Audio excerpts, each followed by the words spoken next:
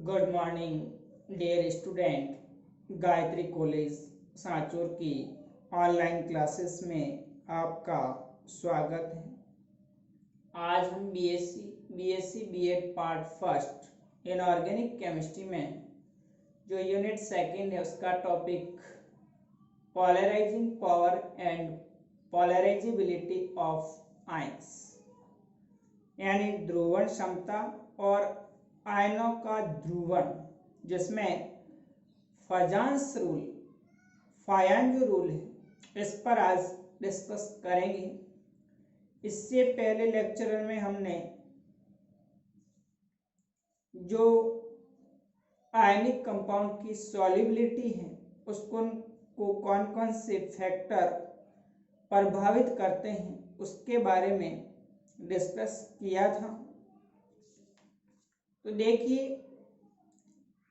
Polarising power and polarisability of ions यानी जब एक धनायन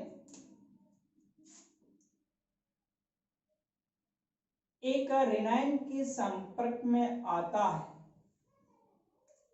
एक कैटायन है और दूसरा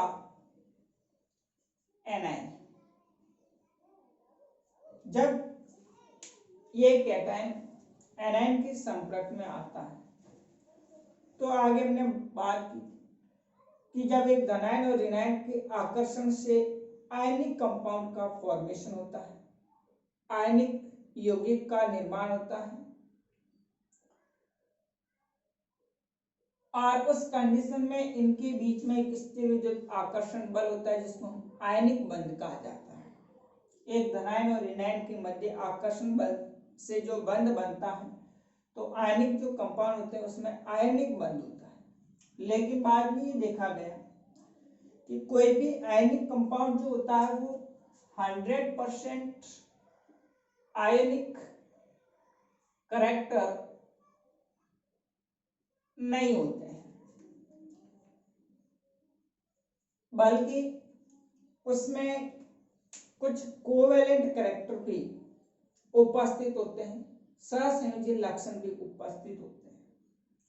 इसलिए कोई भी कंपाउंड है उसमें ना तो 100% आयनिक बॉन्डिंग होती है और ना ही 100% कोवेलेंट बॉन्डिंग होती है। यानी जब एक धनायन ऋणायन के संपर्क में आएगा तो उस कंडीशन के अंदर इस धनायन द्वारा एनायन के इलेक्ट्रॉन अवरोह होता है उसको अपनी ओर आकर्षित करेगा तथा साथ ही साथ ये धनायन इस एनायन की जो न्यूक्लियस है उसको प्रतिकर्षित भी करता है। तो इस कंडीशन में क्या होता है कि इस धनायन द्वारा जो ऋणायन है उस ऋणायन के आकार में विकृति उत्पन्न कर देता है और इस प्रकार से एक धनायन और उससे ऋणायन के आकर्षण से उस आयनिक कंपाउंड के अंदर पोलैरिटी ध्रुवणता आ जाती है। अतः किसी धनायन द्वारा ऋणायन के इलेक्ट्रॉन अपर को अपनी ओर आकर्षित करके उसको ध्रुवित करने की जो प्रवृत्ति होती है उसको पोलराइजेबिलिटी पावर या पोलराइजिंग पावर ध्रुवण क्षमता कहा जाता है। तो इस ध्रुवण क्षमता के कारण उसमें आयनिक कैरेक्टर के साथ साथ में कोवेलेंट कैरेक्टर प्रेजेंट होते हैं।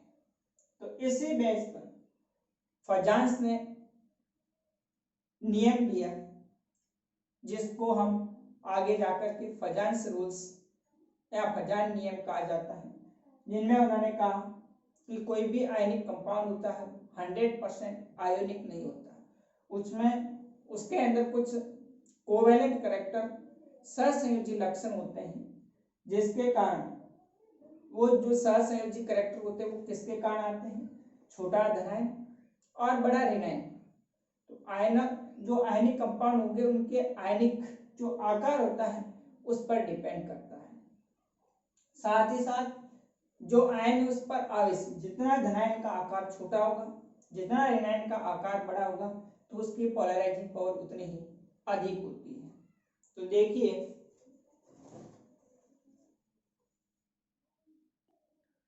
तो इस प्रकार से ये जो पोलराइजिंग पावर है वो क्या होती है, ध्रुवण क्षमता या ध्रुवणता में वृद्धि होती है। तो इस प्रकार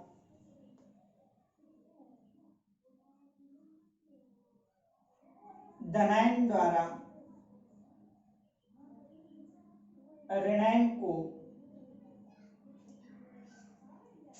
आकर्षित कर ध्रुवित करने की प्रवृत्ति को ध्रुवण क्षमता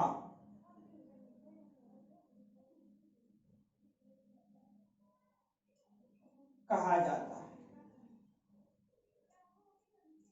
एक धनायन द्वारा ऋणायन को आकर्षित कर उसको ध्रुवित करने की जो प्रवृत्ति होती है उसको ध्रुवण क्षमता कहा जाता है। इसी प्रकार से एक ऋणायन भी धनायन को ध्रुवित कर सकता है। तो इस प्रकार धनायन और ऋणायन द्वारा एक दूसरे को आकर्षित के बाद उसकी आकृति में क्या आ जाती है, विकृति आ जाती है। तो विकृति के कारण उसका एक सिरों पर आंशिक धनावेश और दूसरे सिरे पर आंशिक ऋणावेश उत्पन्न हो जाता है।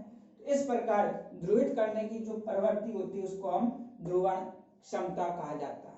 अब देखिए, इसी ध्रुवण क्षमता को आगे फजांस रूल्स के अकॉर्डिंग कि किसी भी आयन को ध्रुवित करने वाले कुछ कारक होते हैं, जैसे धनायन और ऋणायन पर आवेश है, धनायन का आकार है, ऋणायन का आकार है और धनायन का इलेक्ट्रॉनिक विन्यास है। ये कारक होते हैं जो कि फजांस रूल्स या फजान नियम कहा जाता है। तो देखिए, फजांस रूल के अंदर किसी भी आयन के ध्रुवण को प्रभावित करने वाले कारकों की व्याख्या फजान रूल यानी फायान नियम द्वारा की जाती है। अतः रासायनिक बंध का आयनिक या सहसंयोजी गुण जिन कारकों पर निर्भर करता है उन्हें फजान रूल कहा जाता है। अभी जैसे हमने बात की थी कि कोई भी आयनिक कंपाउंड है या जो अदर कंपाउंड्स होते हैं उसमें 100% आयनिक या 100% कोवैलेंट कैरेक्टर या नहीं होते हैं। अतः ऐसे केमिकल जो बॉन्ड्स जिसमें आयनिक और कोवैलेंट जो कैरेक्टर है वो किस कारकों पर निर्भर करते हैं, उन कारकों को हम फजान रूल कहा जाता है। उसमें फर्स्ट है धनायन या ऋणायन पर आवेश, charge on cation and anion. जो आवेश होता है, जैसे धनायन है, उस धनायन पर इलेक्ट्रॉन निकलने के बाद जैसे जैसे इलेक्ट्रॉन निकलते जाते हैं आकार क्या होता जाता है, छोटा होता जाता है। यानी धनायन पर आवेश में वृद्धि के साथ उसका आकार है वो छोटा होता है। जबकि ऋणायन में जैसे जैसे इलेक्ट्रॉन एक्सेप्ट करते जाएंगे तो बाह्यतम कोश में आकार है वो न्यूक्लियस से उस एनायन का आकार क्या होता जाएगा, बढ़ता जाएगा। तो कैटायन और एनायन दोनों के अंदर आवेश में वृद्धि के साथ धनायन के आकार में कमी होती है, जबकि ऋणावेश के आकार में वृद्धि होती है। तो जब एक छोटा धनायन जिस पर उच्च आवेश है तथा एक बड़ा ऋणायन जिस पर उच्च आवेश है वो जब एक दूसरे के नजदीक आते हैं तो उस धनायन द्वारा उच्च ऋणायन को अपनी ओर आकर्षित करने की प्रवृत्ति ज्यादा होती है। दैट मीन्स उसमें कोवैलेंट कैरेक्टर होता है बहुत अधिक होता है, यानी उसको जो पोलराइजिंग पावर होती है, ध्रुवित करने की क्षमता होती है, वो क्या हो जाती है, बढ़ जाती है। तो किसी धनायन तथा ऋणायन के आवेश में वृद्धि होने पर धनायन द्वारा ऋणायन को ध्रुवित करने की क्षमता बढ़ती जाती है। एक उच्च आवेशित धनायन इलेक्ट्रॉन को अधिक प्रभावी रूप से आकर्षित करता है, अतः ध्रुवणता में क्या होती है, वृद्धि होती है। जैसे बात करें सोडियम आयन है Na+, मैग्नीशियम Mg2+ और एल्यूमिनियम 3+। अब सोडियम, मैग्नीशियम, एल्यूमिनियम इन तीनों की बात करें, अब जब इसके संपर्क में एनायन आता है तो यहाँ पर जो एल्यूमिनियम है उस पर +3 चार्ज है, जबकि मैग्नीशियम इस पर +2 चार्ज है और सोडियम जिस पर +1 चार्ज है। तो इस एल्यूमिनियम द्वारा जो ऋणायन को ध्रुवित करने की प्रवृत्ति होगी वो सबसे अधिक होती है। इसी प्रकार से सपोज कोई ऋणायन है जिस पर आवेश में वृद्धि है, तो उस ऋणायन के अंदर जैसे एक F- है, एक Cl- है, एक Br- है, एक I- अप टू डाउन एक वर्ग के अंदर I- का आकार सबसे बड़ा होता है, तो सबसे ज्यादा ध्रुवित करने की प्रवृत्ति किसकी होगी, I- की। इस प्रकार से अगर ऋणायन में भी समान परमाणु और उस पर आवेश में वृद्धि होती है तो इस धनायन द्वारा जिस ऋणायन पर जितना अधिक आवेश होगा उसकी ध्रुवण क्षमता सबसे अधिक होती है। दूसरा है धनायन का आकार। अब जब धनायन पर आवेश बढ़ेगा तो उसका आकार क्या होता जाएगा, छोटा होता जाएगा। बाह्यतम कोश में जो इलेक्ट्रॉन्स होते हैं उसके रिमूव होने के बाद में जो न्यूक्लियस का अंतिम कोश पर जो इलेक्ट्रॉन्स होते हैं उस पर आकर्षण बढ़ जाता है, जिसके कारण धनायन का आकार क्या हो जाता है, छोटा हो जाता है। तो जितना धनायन का आकार छोटा होगा उस धनायन द्वारा ऋणायन को सबसे अधिक आकर्षित करने की प्रवृत्ति होगी, यानी उसकी ध्रुवण क्षमता में सबसे अधिक वृद्धि होती है। तो धनायन पर आवेश में वृद्धि के साथ आकार में कमी होती है, अतः छोटे धनायन की ध्रुवण क्षमता अधिक होती है। जितना धनायन छोटा होगा उसकी ध्रुवण क्षमता अधिक होगी, क्योंकि उस छोटे धनायन का जो न्यूक्लियस होगा उस ऋणायन को उतना ही ज्यादा अपनी ओर आकर्षित करने की प्रवृत्ति रखता है। इस आधार पर धनायन जैसे कि बेरिलियम 2+ है, मैग्नीशियम 2+ है, कैल्शियम 2+ है, स्ट्रांशियम 2+ है, बेरियम 2+, ये एल्कली अर्थ मेटल है। तो इनके अंदर आप देख रहे हैं आवेश सब पर समान है, लेकिन अप टू डाउन जाते हैं तो आकार में क्या होती है, वृद्धि होती है। इसलिए बेरियम 2+ का आकार बेरिलियम की तुलना में बहुत बड़ा होता है। इस एल्कली अर्थ मेटल के अंदर सबसे ज्यादा जो ध्रुवण करने की क्षमता होती है वो किसकी होगी, Be2+ आयन की होगी। तो देखिए जिनके आवेश समान हो तो ध्रुवण क्षमता का क्रम सबसे अधिक बेरिलियम 2+ की, उससे कम Mg2+, उससे कम कैल्शियम 2+, उससे कम स्ट्रांशियम 2+ और सबसे कम बेरियम 2+ आयन की। तीसरा है ऋणायन का आकार। ऋणायन जिसका आकार बड़ा हो, आवेश जिस पर अधिक हो तो अधिक ध्रुवणता होती है, यह धनायन द्वारा आसानी से ध्रुवित हो जाएगा। जब बड़ा ऋणायन होगा तो उस कंडीशन में क्या होगा, उस धनायन द्वारा ऋणायन का जो इलेक्ट्रॉन अभ्र है उसको ज्यादा आकर्षित करेगा, साथ ही साथ उसका जो न्यूक्लियस होगा जो पॉजिटिव चार्ज है वो अंदर की तरफ होगा, तो इस धनायन द्वारा उसका प्रतिकर्षण भी कम से कम होगा। इसलिए उस इलेक्ट्रॉन अपर को अधिक से अधिक अपनी ओर आकर्षित करने की क्षमता रखेगा, क्योंकि जो ऋणायन होगा उस ऋणायन द्वारा न्यूक्लियस के जो अंतिम कोश के इलेक्ट्रॉन होंगे उस पर भी आकर्षण क्या हो जाता है, कम हो जाता है। इसलिए जो दूसरा धनायन है उसके द्वारा उस इलेक्ट्रॉन अपर को अपनी ओर आकर्षित करने की प्रवृत्ति भी अधिक होती है। तो ऋणायन के आकार में वृद्धि से उस धनायन द्वारा आसानी से ध्रुवित हो जाते हैं।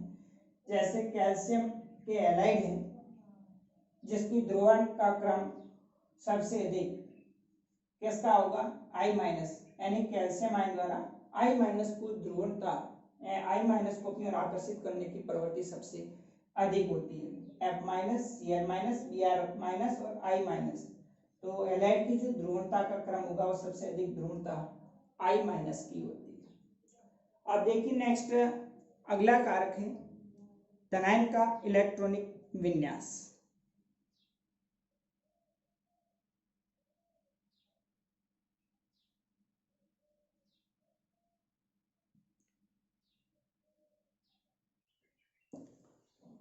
फोर्थ है धनायन का इलेक्ट्रॉनिक विन्यास, इलेक्ट्रॉनिक कॉन्फ़िगरेशन ऑफ कैटायन। ऐसे कैटायन जिनका इलेक्ट्रॉनिक कॉन्फ़िगरेशन स्यूडो ऑर्डर जो गैसेस होती है, स्यूडो इनर्ट जो गैसेस होती है, ऑर्डर क्या सॉरी स्यूडो इनर्ट गैस के समान हो, मीन्स उसके बाह्यतम कोश में 18 इलेक्ट्रॉन प्रेजेंट हो, उनकी ध्रुवण क्षमता उन धनायन से अधिक होती है जिनके बाह्यतम कोश में 8 इलेक्ट्रॉन उपस्थित होते हैं। यानी ऐसे कैटायन जिसके इलेक्ट्रॉनिक कॉन्फ़िगरेशन स्यूडो इनर्ट जो गैसेस होती है, हीलियम, नियॉन, आर्गन, क्रिप्टॉन, उनके समान है, यानी उनके बाह्यतम कोश में 18 इलेक्ट्रॉन प्रेजेंट है, उनकी जो पोलराइजेबिलिटी पावर होती है वो उस धनायन की तुलना में अधिक होगी जिनके बाह्यतम कोश में 8 इलेक्ट्रॉन प्रेजेंट होते हैं, क्योंकि NH2 NP6 और ND10 कोश के जो इलेक्ट्रॉन्स होते हैं वो NH2 NP6 के S और P की अपेक्षा नाभिक के आवेश को दुर्बलता से परिरक्षित करते हैं, यानी इसका जो नाभिक होगा इस इलेक्ट्रॉन पर ज्यादा आकर्षी प्रभाव नहीं होता है, यानी इस पर ये दुर्बल परिरक्षित करेंगे, इसलिए ये ऋणायन के इलेक्ट्रॉन अपर को अधिक प्रबलता से क्या कर देते हैं, ध्रुवित कर देते हैं। तो ये 4 कारक थे जो फजांस नियम के अकॉर्डिंग किस प्रकार से रासायनिक बंध के अंदर आयनिक या सहसंयोजक जो गुण होते हैं उस कारकों पर निर्भर करते हैं। इसको हम अगर शॉर्ट में यूं कहें तो ऐसे धनायन जिस पर उच्च आवेश हो तथा ऋणायन जिन पर उच्च आवेश हो, या छोटा धनायन बड़ा ऋणायन उपस्थित हो तो अधिक सहसंयोजक गुण उपस्थित होता है।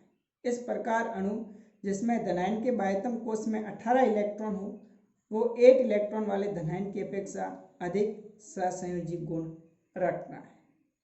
अब नेक्स्ट हम जो ध्रुवणता की एप्लीकेशन है उसके बारे में डिस्कस करेंगे। Okay, thank you.